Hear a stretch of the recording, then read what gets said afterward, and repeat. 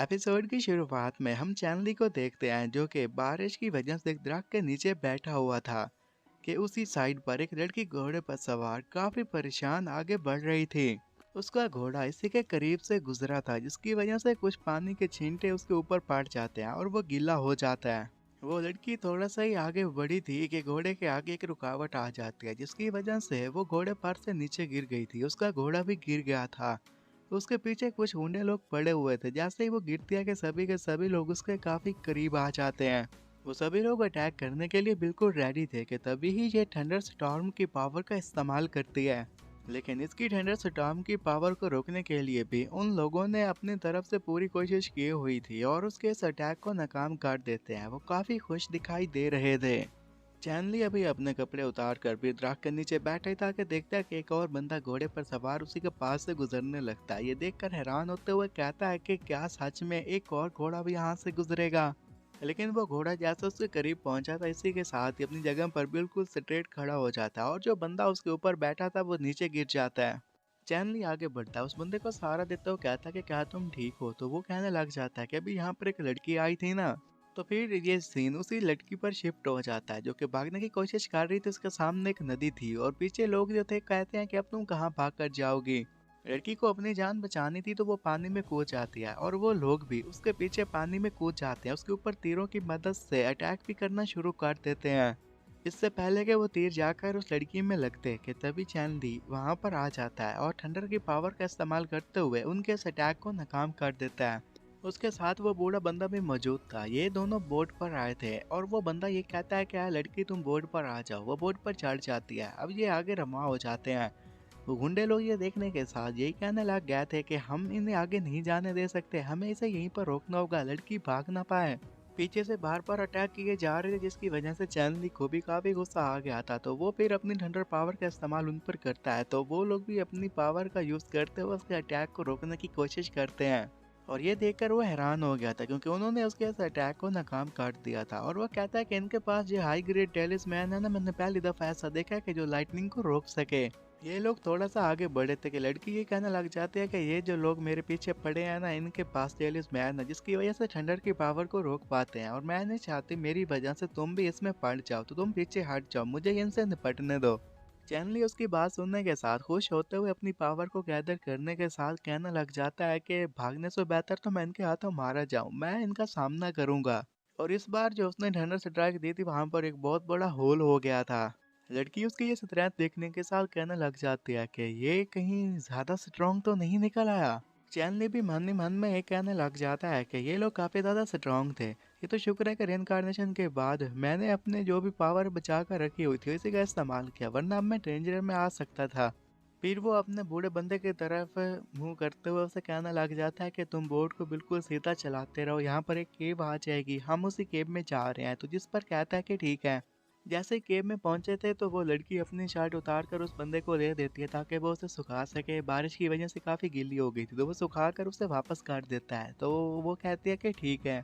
कपड़े चेंज करने के बाद वो चैनली के पास आती है, कहने लग जाती है कि मेरा नाम है लीजू, तुम मेरे हीरो क्योंकि तुमने मेरी जान बचाई, इसके लिए मैं तुमसे थैंक कहने के लिए आई हूँ। उसे देखने के साथ वो भी हैरान था, कहता है कि ये तो काफी सुंदर है।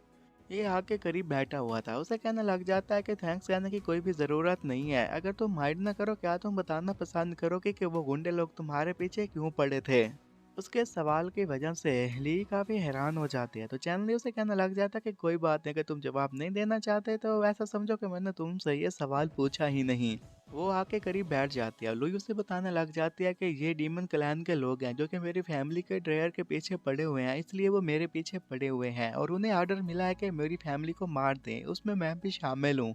डीमन सैक का नाम सुनने के साथ ही चैनली गुस्से में आ गया था और कहने लग जाता है कि डीमन सैक ने फिर कुछ कांड कर दिया। वो कहता है कि आखिर ऐसा तुम्हारे पास कौन सा ड्रेयर है जिसकी वजह से डीमन सैक के लोग तुम्हारे पीछे पड़ गए। तो वो कहती है कि ये चीज़। तो साथ बैठा हुआ बूढ़ा बंदा अपनी जगह पर खड़ा होकर कहने लग जाता है कि आप इसके लिए मुझे माफ़ कर दीजिएगा, लेकिन जो इसके फैमिली के पास ड्रेयर मौजूद है उसके बारे में हम आपको नहीं बता सकते।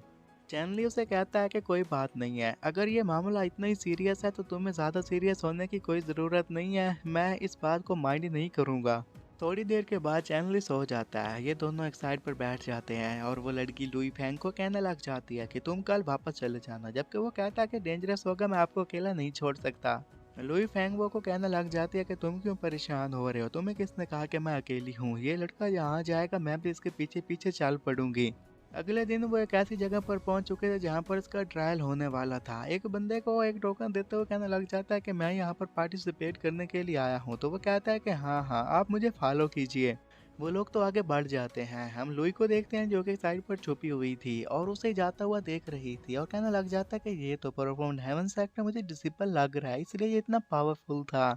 वो उस बंदे का पीछा करते करते पी का परफाउंड हेवन सेक्ट पर पहुंच गए थे जहां पर काफी सारे मार्शल आर्टिस्ट भी आए हुए थे और ये मार्शल आर्ट्स की एक ट्रेनिंग फील्ड थी।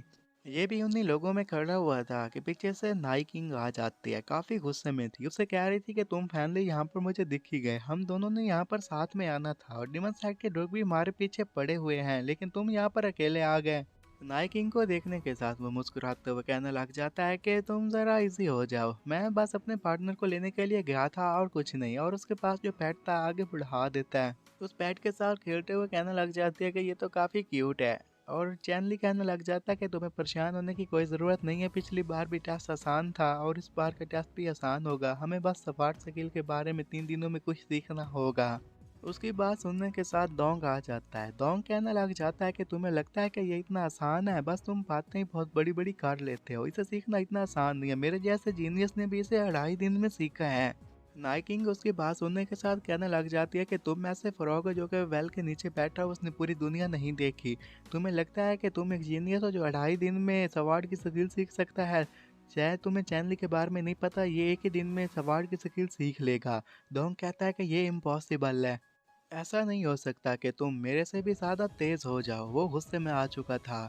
तो चैनली उसका गुस्सा देखने के साथ कहता है कि अगर मेरा फर्स्ट रैंक आ जाए तो फिर तुम क्या करोगे।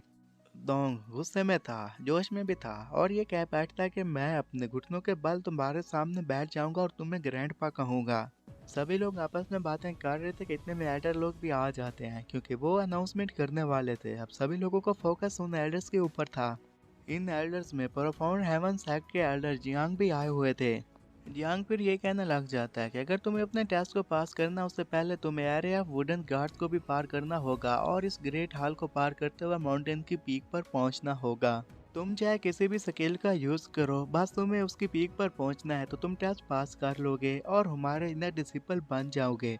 लेकिन उसके लिए तुम्हें खास किस्म की स्किल तो ज़रूरी है और वो एक स्वॉर्ड स्किल है जिसे फैंटम स्वॉर्ड स्किल कहते हैं। इसके बारे में 3 दिन पहले तुम लोगों को बता दिया गया था। नाइकिंग उनकी बातें सुनने के साथ चैनली को कहने लग जाती है कि तुम्हें इस चैलेंज के बारे में क्या लगता है, क्या तुम्हें लगता है कि अपने नॉलेज का इस्तेमाल करके तुम इस चैलेंज को एक्सेप्ट कर पाओगे। तो कहता है कि हाँ, लगता है कि ग्रैंड सन की अब ज़रूरत पड़ गई है। एल्डर जियांग फिर सारे पार्टिसिपेंट्स को कहता है कि तुम्हारा टेस्ट स्टार्ट हो गया है, कि सभी लोग फिर सीढ़ियों की तरफ भागना शुरू कर देते हैं। अब जैसे वो लोग आगे बढ़े थे कि जो भी वुडन के स्टैचूज वहां पर बनाए गए थे उन पर अटैक शुरू कर देते हैं। इसे इस्तेमाल पाना उन लोगों के लिए तो काफ़ी मुश्किल था, लेकिन चैनली के लिए कोई भी मुश्किल काम नहीं था, उसके लिए ये काफ़ी इजी था। नाई किंग भी आगे बढ़ रही थी और वो भी यही कह रही थी कि चाहे तुम्हारी तादाद कितनी भी हो जाए फिर भी तुम लोग मेरा मुकाबला नहीं कर पाओगे, तुम लोग मुझे हल्के में नहीं ले सकते हैं। और फ्लैशबैक के सीन में हमें ये बताया गया था कि सवार्ड्स के बारे में जितना भी नॉलेज जैनली के पास था वो सारा का सारा नॉलेज नाइट किंग को भी प्रोवाइड करवा देता है और इसी की हेल्प से आज वो आराम से आगे बढ़ पा रही थी। एल्डर जियांग एक जगह पर खड़े होकर ये सब कुछ देख रहे थे कि तभी एक डिसिपल उसके पास आकर कहता है कि एल्डर आपको क्या लगता है कि ये टेस्ट कौन पास करने वाला है। एल्डर जियांग कहने लग जाते हैं यहाँ पर grandson of elder Dong Kingling भी आया हुआ है, उसका नाम है डोंग शूलिंग और मैंने उसके बारे में सुना है कि वो एक जीनियस है। तो उसका डिसिपल कहता है आपको लगता है कि वो पहले नंबर पे आ जाएगा।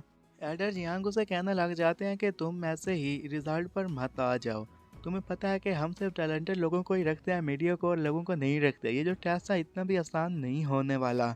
डोंग शोलिन भी आगे बढ़ रहा था, वो भी अपनी तरफ से पूरी कोशिश कर रहा था कि किसी न किसी तरह से टॉप पर पहुंच जाए। एल्डर जियांग कहते हैं कि लगता है कि कोई तो टॉप पर पहुंच गया, कि एल्डर बाकी के लोग वहां उस जगह पर पहुंच जाते हैं।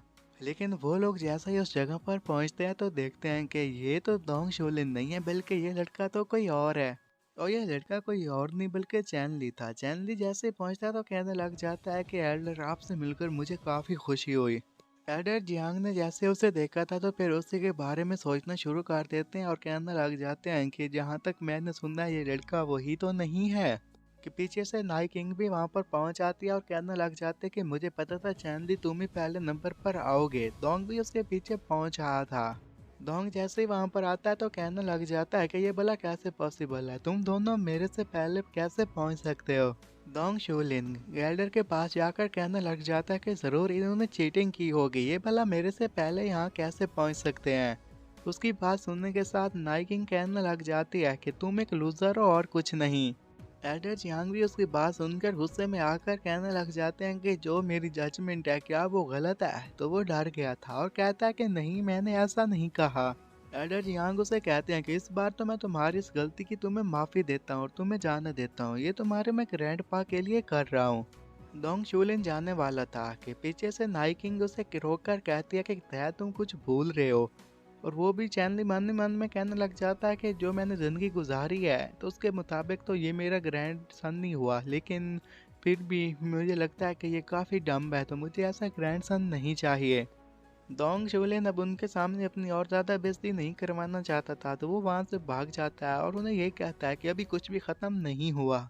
इसके बारे में उसके मॉम और डैड को जब पता चला था तो वो दोनों काफ़ी खुश हो जाते हैं और कहने लग जाते हैं कि तुम अब official disable of Shanti sector बन गए हो, इसलिए हमें काफ़ी खुशी हो रही है। उसकी एक बहन भी थी, वो भी काफ़ी खुश थी। उसके डैड परेशान थे और कहने लग जाते हैं कि तुम शांतियान सेक्टर जा चुके हो, लेकिन मूलन सेक्टर के बारे में क्या।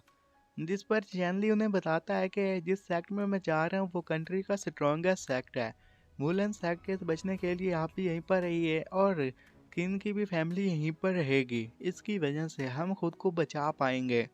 चैनली के पास कुछ मार्शल आर्ट्स मैनुअल थे, तो वो अपने पेरेंट्स को देते हुए कहता है कि आप इन्हें गौर से रीड कीजिएगा और इस पर अमल कीजिएगा। तो वो कहते हैं कि ये तो एडवांस लेवल के हैं ना, तो ये तुम्हें कहाँ से मिल गए। चैनली क्या मुस्कुराते हुए कहने लग जाता है कि वेल मैं काफ़ी लकी था तो इसलिए ये मुझे मिल गए। वो लोग मार्शल आर्ट स्किल पढ़ रहे थे तो ये पीछे से देखकर मन ही मन में कहने लग जाता है कि प्रीवियस लाइफ में मैं थंडर गॉड था, इसलिए ये तो मेरे लिए लिटिल कलेक्शन है। मेरे डैड, मेरी मॉम, मेरी बहन जैसे पिछली लाइफ में हुआ था ऐसा बिल्कुल नहीं होने दूंगा। पिछली लाइफ में मैंने देखा था कि आप लोग ब्लड से सने हुए थे, लेकिन इस बार ऐसा कुछ भी नहीं होगा। अमूल्यन सैक, तुमने जो भी मेरे पेरेंट्स ने पिछली लाइफ में किया था ना, तो अब मैं उसका बदला लेकर रहूंगा, तुम में से किसी को नहीं छोड़ूंगा। रात का वक्त था, वो नाइकिन के साथ चल रहा था। नाइकिन कहते हैं कि मुझे लगा था कि ये जो एग्ज़ाम है काफ़ी डिफ़िकल्ट होगा, लेकिन ये तो आसान निकला। चैनली उसकी बात सुनने के साथ कंगालने लग जाता है। वो कहती है कि हाँ हाँ, तुम्हारी वजह से ये आसान हो पाया, तो इसके लिए तुम्हारा शुक्रिया। कि पीछे से एक लड़का आकर उसके ऊपर अटैक कर देता है, जिससे बाल बाल बच गया था और कहने लग जाता है कि ये कौन है। और जिस लड़के ने उसके ऊपर अटैक किया था उसके साथ काफ़ी सारे लोग भी थे। उस लड़के का नाम था चैन जोकन। उन लोगों को देखने के साथ नाई किंग कहने लग जाते कि ये लोग कौन है। तो ये कहने लग जाता है कि ये लोग इस तरह मेरे पीछा करते रहे तो इन्होंने मुझे ढूंढ ही लेना था और आज इन्होंने मुझे ढूंढ ही लिया। और जो लड़का था वो कहने लग जाता है कि चैन, आज तुमने हमें नहीं जाने देंगे, तुमने हमारे प्लान्स को हमेशा फेल कर दिया, आज हम तुम्हें मार देंगे। उन्हें देखने के साथ इसे भी काफ़ी गुस्सा आ गया था और ये कहने लग जाता है कि चैन जोकुन, तुम्हें पता है ना कि हमारी जो चैन फैमिली है उसके जो असली मेंबर हैं वो मेरे डैड हैं और वही उनके पेडरेच भी हैं। तुम्हें हमारी फैमिली में नहीं होना चाहिए क्योंकि तुमने मोलिंग सैक के साथ वादा कर लिया था। और डोंग, तुम इनके साथ क्या कर रहे हो, तुम्हें तो मुझे ग्रैंडपा कहना था ना। चैन अपने साथ जितने भी लोगों को लेकर आता है उन्हें कहता है कि इसे आगे बढ़ो और मार दो। वो लोग जैसे अटैक करने के लिए आगे बढ़ते हैं कि देखने के साथ ही थंडर की पावर का इस्तेमाल करता है, सभी लोगों को वहां पर हरा देता है। वो मुस्कुराते हुए चैन जोकेन को कहने लग गया था कि बस तुम्हारे पास इतने ही लोग थे और तुम मेरे ग्रैंडसन को भी मेरे साथ लेकर आ गए। चैन जोकन उस पर अटैक करता है और डोंग जोलेन भी उस पर अटैक करने के लिए रेडी हो गया था। दोनों एक ही वक्त में एक साथ मिलकर उसके ऊपर अटैक करते हैं और कहते हैं कि तुम हेल में जाओ। लेकिन वो तो उनके अटैक से बच गया था, उसके काफ़ी सारे शैडोज भी बन गया था। इसे देखकर दोनों हैरान हो जाते हैं और कहते हैं कि आखिर ये कौन सी स्किल इसने यूज़ की। दोनों हैरान थे, दोनों को समझ में नहीं आ रहा था कि आखिर इनमें से असली कौन सा है। कि फिर असली वाला चैनली आगे बढ़ता है, उन दोनों पर अटैक कर देता है, जिससे उन दोनों की हालत ख़राब हो गई थी। नाई किंग पीछे से आकर कहने लग जाती है कि मैंने भी फाइट करना थी, तुमने तो मेरे लिए मौका ही नहीं छोड़ा ताकि मैंने भी सबक सिखा सकती। डोंग उस समय ये कहने लग जाता है कि ये तो नामुमकिन है, तुम इतने स्ट्रॉन्ग कैसे हो सकते हो। चैनली उसके पीठ के ऊपर लात रख कर कहता है कि अब तुम बताओ कि क्या तुम हार मानते हो, तो वो कहता है कि हाँ हाँ मैं हार मानता हूँ। चैनली उसके कान के करीब जाकर उसे कहने लग जाता है कि अब तुम्हें अपने प्रॉमिस को फुलफिल करना होगा वरना मैं तुम्हें। वो कुछ आगे कह पाता कि पीछे से नाइकिन कहती है कि जरा संभल के चैनली, क्योंकि दोंग सोलन ने उसके ऊपर नीडल स्टॉर्म की वजह से अटैक कर दिया था। उसके हाथ में से काफ़ी सारी नीडल्स निकल रही थी जो जाकर चैनली को लगती हैं। चैनली की इसकी वजह से हालत ख़राब हो जाती है। नाइकिंग उसे संभालती है, कहती है क्या तुम ठीक हो, तो वो कहता है कि मैं केयरलेस हो गया था और मैं ऐसे हार नहीं मान सकता।